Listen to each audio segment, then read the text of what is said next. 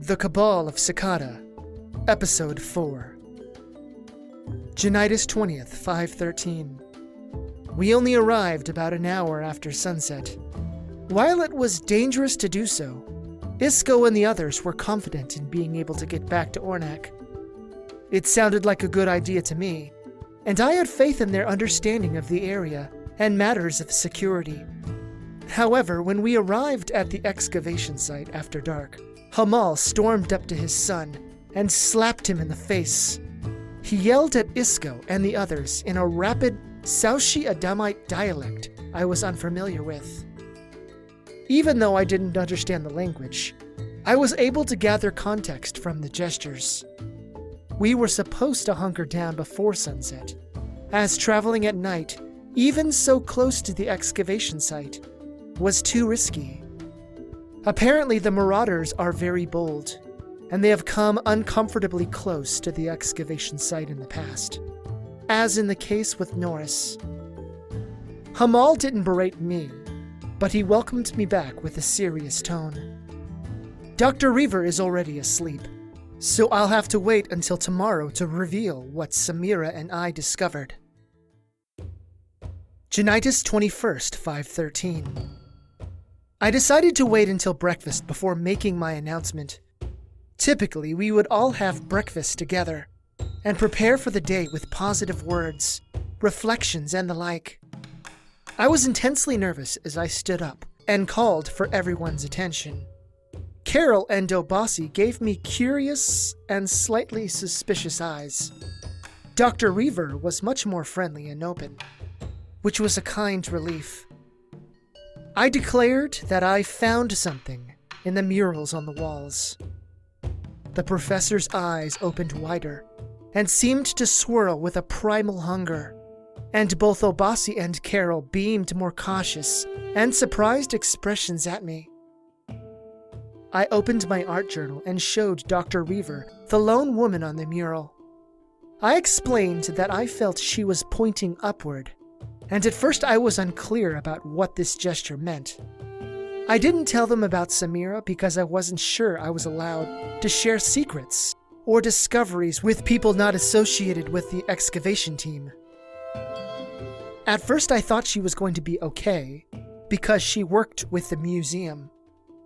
I don't think I did anything wrong, but still, it's better to ask for forgiveness than permission sometimes. I revealed the stars on the ceiling and how it led down the hallway. I felt the tension waft off of everyone gathered around me like a collective steam.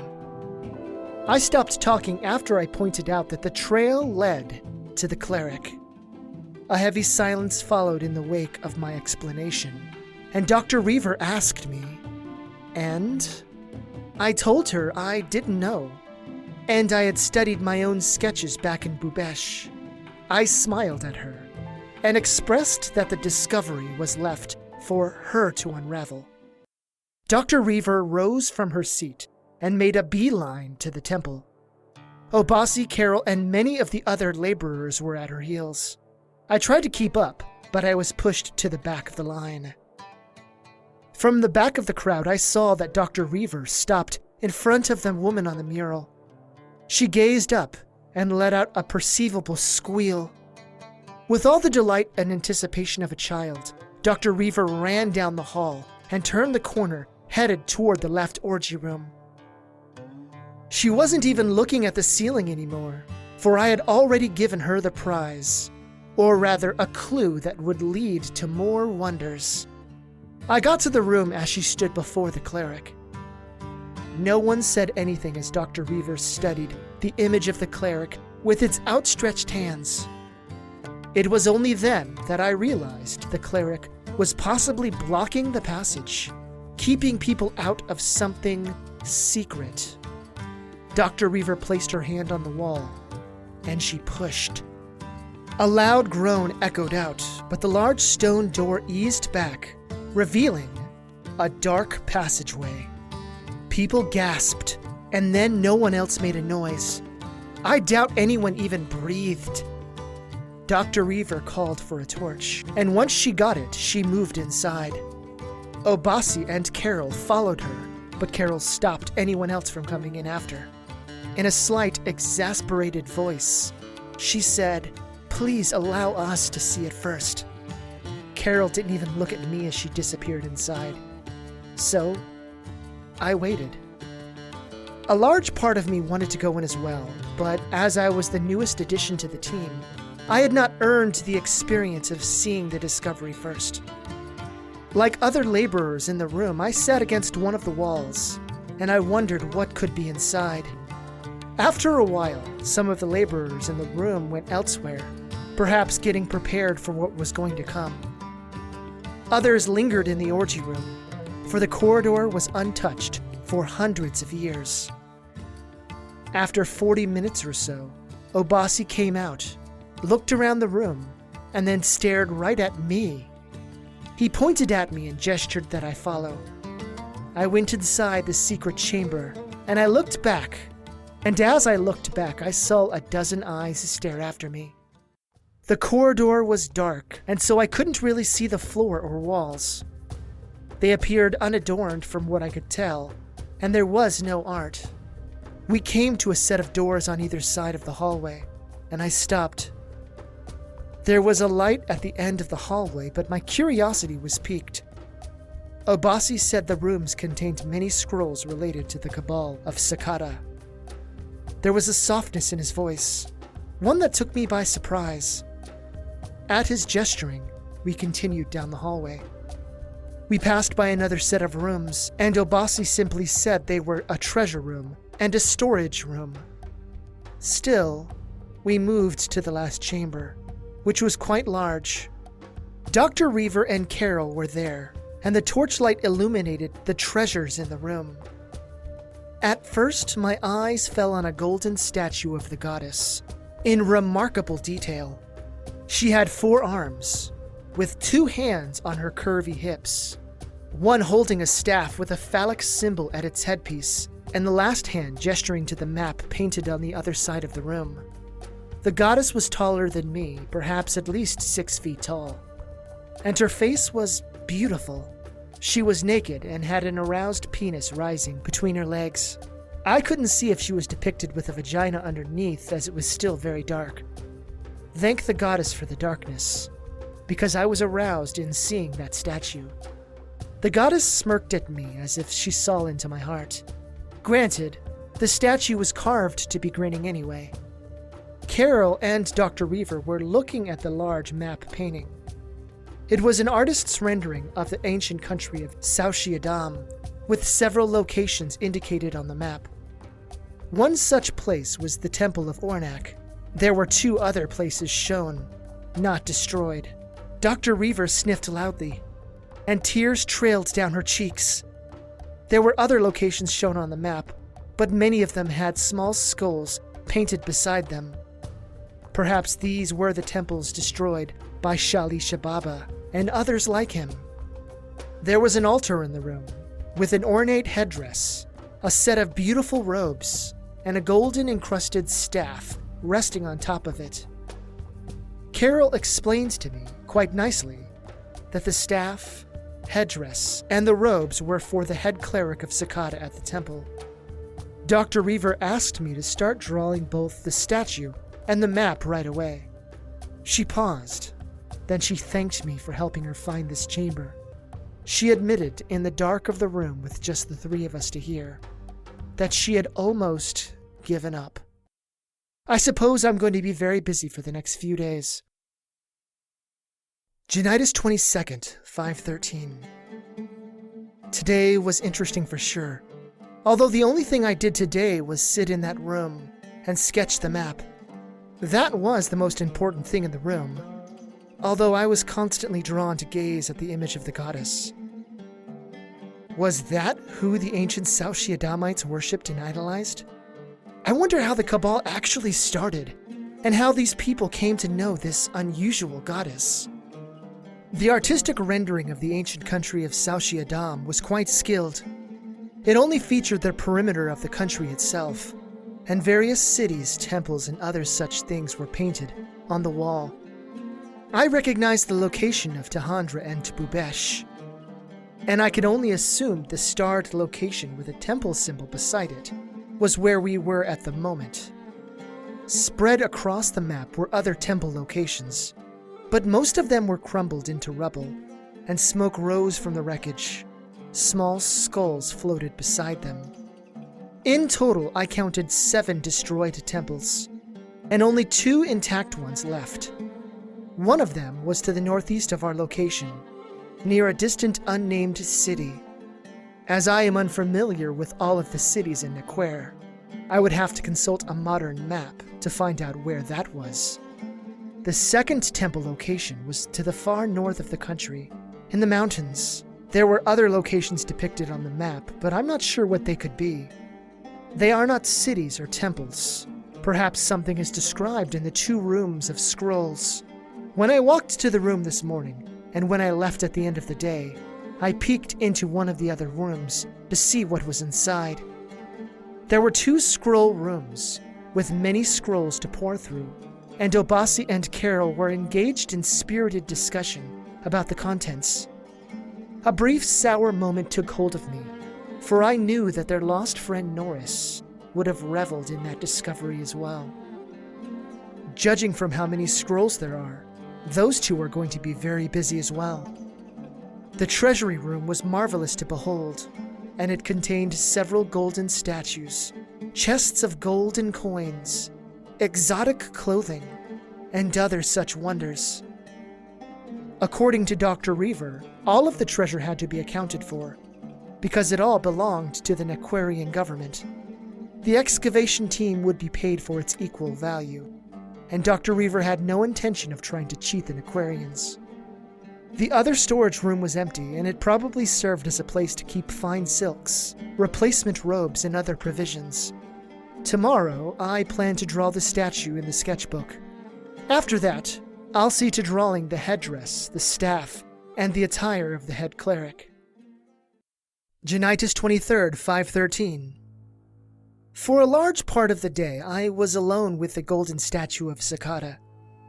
Yesterday, Dr. Reaver had popped in and out of the room as she was excited about the entire find. Today, she spent her time with Obasi and Carol, looking over the scrolls. Apparently, the information found on them was interesting enough to elicit excitable squeals that I heard from down the hall. I can't wait to hear about what mysteries they contain. However, my attention today was on the statue. Its carved eyes seemed to gaze at me no matter where I was in the room. Tsakata's smile still beamed with intense satisfaction, as if she enjoyed being sketched. My heart raced, and my loins stirred the longer I gazed upon the statue. It was as if the goddess herself was dipped in liquid gold, and was able to interact with the world. The artists and craftswomen in ancient times were truly impressive. I started off by drawing the statue from the front, in order to show the majestic qualities. Even on my page, Tsakata's eyes were commanding, her bosom inviting, her powerful arms impressive, and her erect penis eye-catching. Next, I drew her from the side, which displayed her elegance and sensual dominance from that angle. When I drew her from the back, I was surprised to see that the artist had given her a well-rounded full butt and marvelously curvy hips. Now that I was alone, I saw that Tsakata was depicted with a ball sack and a vagina just behind the balls. The goddess was barefoot, and she had dainty, adorable-looking feet. I began sketching different parts of the statue individually, starting with the head. Tsakata was taller than I, as I am only 5 foot 10 inches, and she was easily 6 foot tall. I wonder whether or not this was due to that being the actual size of a manifested form of the goddess, or if the artist simply wanted to make a bigger statue. I'm not a religious man, nor do I believe in the ancient stories of magic or whatnot. I am fascinated by the imagination of people when they make up fantastical stories or produce art that shows such things. People are so creative in the way that they try to explain and justify things that happen to them. Tsakata has a mature-looking face, much like a woman in her late 20s or early 30s. She has several barely noticeable laugh lines around her mouth. Her lips were full, and she had oval eyes. As I looked into her eyes, a moment of dread-filled imagination flickered into my mind's eye. What would I have done had the eyes moved to look into mine? Probably screamed. Thankfully, Tsakata kept staring ahead. The artist was quite detailed when it came to the pupils, the boundary of the irises, and the eyelashes. How did they even do that? Even modern standards couldn't produce something so lifelike. Maybe this was done through magic. Tsakata had medium-sized ears and long hair. In the back, there was a braided ponytail weaved from some of the hair, while the rest cascaded down her back like a waterfall. The metal band at the end of the ponytail had carved glyphs on them, and I took special care in correctly detailing the hairband in its own depiction. What did the glyphs mean? I knew that it was ancient South Shiadamite, but I couldn't read it. I moved on to brief sketches of each of her hands. They depicted the lines of the hands and the fingers, slightly pointed fingernails, and the lines on the palms. The staff that Tsakata held was a likeness of the staff the head cleric used. It made sense and would provide greater validation to the head cleric. Both of the hands on the hip were firmly placed on her body with confidence. I was particularly fascinated by the pair of extra arms. The lower arms were just under the upper ones, about an inch apart. Tsakata had strong and well-defined biceps and triceps, and her forearms were toned. Tsakata's thighs were thick, but lovely in their dimensions, not disproportionate to the other parts of her body either. The goddess was bare-chested and looked as a mature woman in her 30s, rather than someone in their early 20s. My heartbeat quickened as I descended lower on her body. I drew her calves and feet next. Tsakata had developed and muscular calves, perhaps capable of powerful kicks or swift movement. Her feet were about the same size as mine, if not a couple inches smaller. She had long toes on her average-sized feet. I finally drifted back to Tsakata's lower region. Her penis was erect and quite thick, with an uncircumcised head. Her ballsack was about the size of an apple. The goddess's vagina was nestled behind the ballsack, with a pair of inviting lips, and a noticeable bead at the top of the inner lips. All in all, it was a very impressive statue. I will work on the garments tomorrow, and then recreate the maps so Dr. Reaver, Obasi, Carol, and Samira can have copies. July 8th, 5:13. I will be the next person to return to Bubesh for supplies. To be honest, I'm more than excited. Over the last week, the excavation team has made immense progress related to unraveling the mysteries held by the temple. Where should I begin? Obasi and Carol managed to translate many of the scrolls, and many of them were records of who attended the ritualistic orgies. The clerics kept meticulous notes related to who the most notable individuals were, which included a dozen high-ranking and historically famous Tagunite clerics. Famous nobles, painters, and other important figures were also regular patrons. There were also a lot of regular and working-class people as well.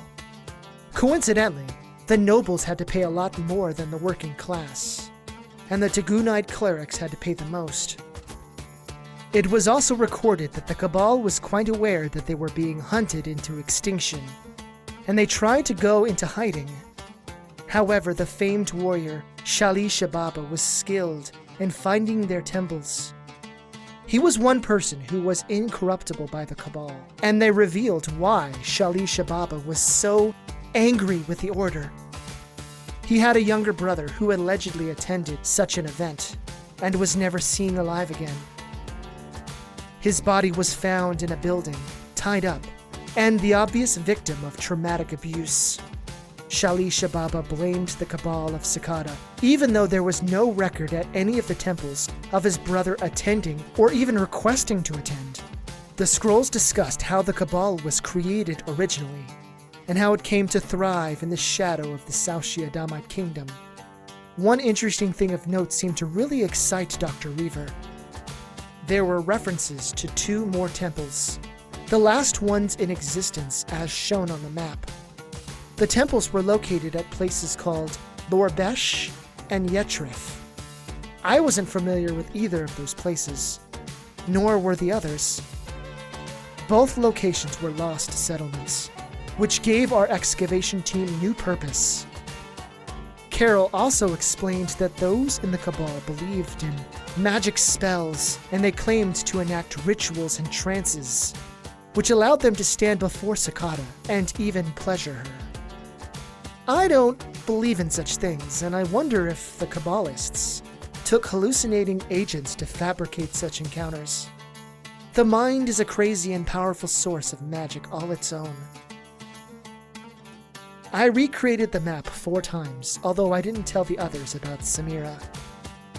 Several days ago, Carol and Obasi pulled me aside. They apologized for being so cold to me, but they were still mourning over their friend Norris. I told them I understood, and I even poured a round for toasts in honor of their fallen comrade. Tears welled in their eyes as they tipped their heads back. Ever since the toast, both Obasi and Carol have been very warm to me.